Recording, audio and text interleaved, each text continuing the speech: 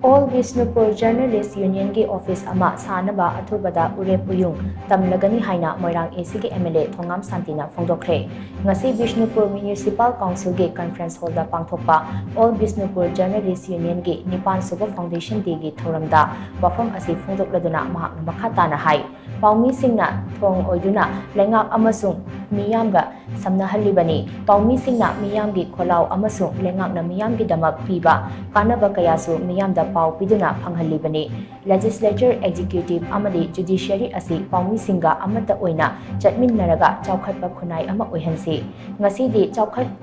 lakpagi matung inna khudak ki I pau kaya phangle. Paumi singna journalistic ethics ngakna thabak tawbiyu. Khunai asibu achumba tangdu leitana leiba lamdam ama oinaba hotnabada thaudang lominasi. All Bishnupur District Working Journalists Union ki office ama Sanaba lam leirabanina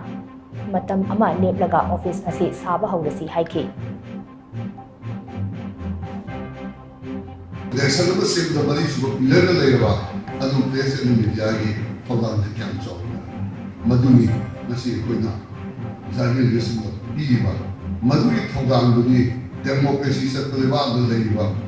journalism ni thawdang ko ni si thariba makoi ni khumari se freedom of expression freedom of speech to the ko ni be to ga masi journalism na biba priority ko ni mo do liba there was madu journalism ko bi do adu the side ni ko ni kunsin ba sanni ai ko wakil mana kunsin ba ko sanni ai adu madang ni ni tamtare madu bi kunsin da dole hukto dai ne ba masi journalism de ni hukta officer de level adu masi bi kunsin do ba ma soy da journalism ni office thamdo ma haina is mai thumjar ne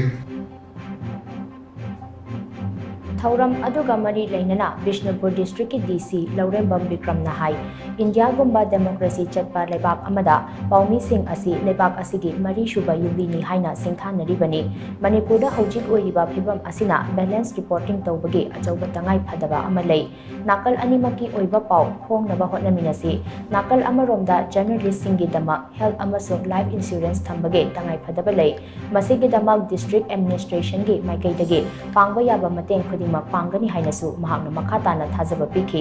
ngasigi thauram aduda All Bishnupur District Working Journalists Union gi member oiramba haujikna lenga ki thabak phangkraba ABD WJU gi hanagi member ahumda pukning thogatpa oina memento amadi lengyan khudol tamki ngasigi thauram aduda Moirang AC gi MLA Irembam Nalini amadi union asigi president Y Somanandasu maru oibu mithunglen sing oina saryakhi media ga usik thabak toriba to biliba journalist ni ami responsibility se yamna chawa ahoina reporting to bukanda yamna balance oiba yamna facts the based over reporting to bukanda chala ahoina kariba one sided reporting to bukanda especially Manipuri is quite a conflict situation in guys aduna balance reporting based on facts Urugati, we have to we society the young job service sama, lesson the young job service sama, company hai the mana things again.